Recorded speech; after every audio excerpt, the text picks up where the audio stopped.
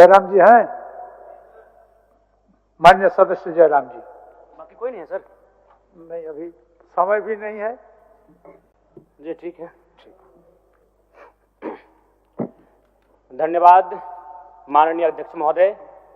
आज मैं महामहिम राज्यपाल महोदय के द्वारा प्रस्तुत अभिभाषण पे हो रहे वाद विवाद पर अपनी प्रतिक्रिया देने के लिए आया हूं।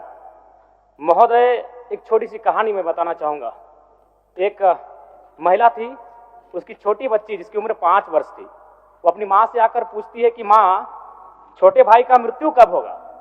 तो माँ ने पूछा कि बेटी तुम ऐसा क्यों कह रही हो, अपने छोटे भाई को मरने के लिए क्यों कह रही हो?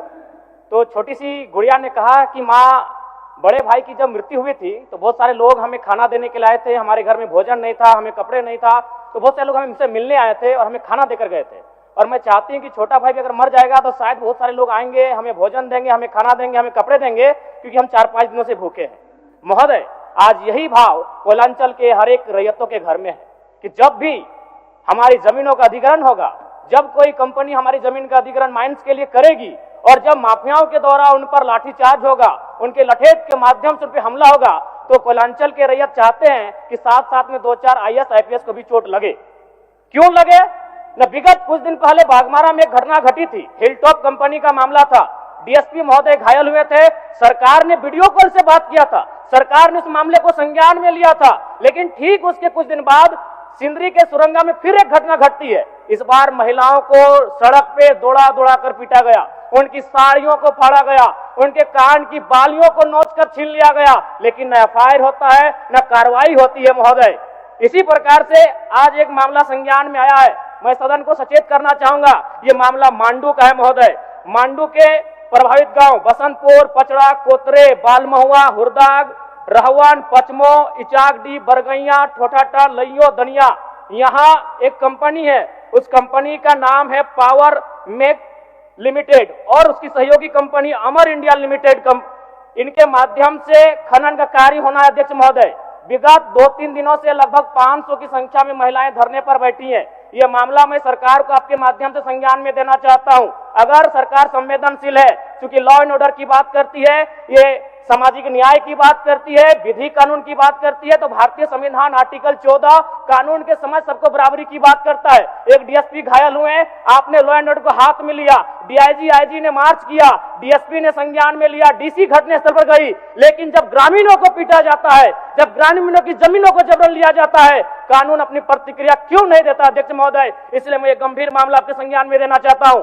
महोदय, भारतीय संविधान आर्टिकल 301 कहता है, क्योंकि इससे पहले जो जमीन का मामला था वो हमारा मौलिक अधिकार था, लेकिन संशोधन करते हुए इसे 300A में डाला गया है। वर्तमान वो हमारा मौलिक अधिकार न होकर संवैधानिक अधिकार है। अध्यक्ष महोदय, और वो क्लाउज कहता है कि जिसके पास भूमि नहीं है सरकार उसे भूमि आवंटित करेगी, लेकिन यहाँ दुर्भाग्य इस राज्य का कि जिनकी भूमि है, सदियों से, हजारों वर्षों से भूमि पर वो जोत तोड़ करते हैं, और आज लगता है कि ब्रिटानिया हुकूमत बरकरार है, ईस्ट इंडिया कंपनी का शासन इस राज्य में बरकरार है। आज इसी प्रशासन के जोर पर आज उनकी जमीनों का जबरन अधिग्रहण किया जाता है। मांडू का मामला को संज्ञान में लीजिए, सुरंगा का मामला संज्ञान में लीजिए, भौरा का मामला संज्ञान में लीजिए। अध्यक्ष महोदय, क्योंकि रोज रोज आपके DSP घायल होने का इंतजार मत कीजिए।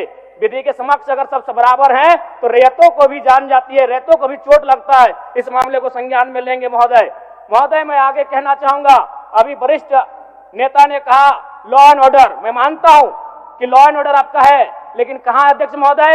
गांवों में, खेतों में, खलिहानों में, बालू और कोयला के खदानों में, माफियाओं की जेब में आपका लॉ एंड ऑर्डर है। महोदय, मैं पढ़ के बताना चाहूंगा, OB डंपिंग को लेकर भिड़ंत, फायरिंग, बमबाजी, रेती जमीन पर OB डंप किए जाने को लेकर पहले भी हो चुका है संघर्ष, चले थे गोली बम, मामला जीनागोड़ा का। देव प्रभा आउटसोर्सिंग के समर्थकों व ग्रामीणों में झड़प, पत्थरबाजी व फायरिंग, तीसरा थानेदार का हाथ टूटा।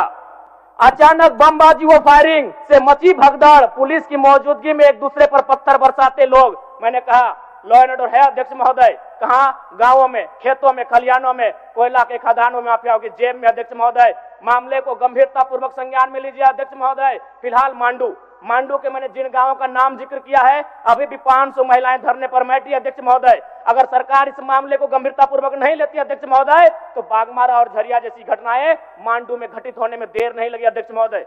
इसलिए मैं चाहता हूं कि इस मामले को आप संज्ञान में ले। दूसरी बात अध्यक्ष महोदय, मैं आपके माध्यम से एक अत्यंत गंभीर मामला संज्ञान में देना चाहता हूं। धनबाद जिला तोपचाची प्रखंड अंतर्गत पिपराडी गांव, आजादी के 78 साल बाद भी उस गांव की सड़क मुख्य सड़क से जुड़ नहीं पाई है।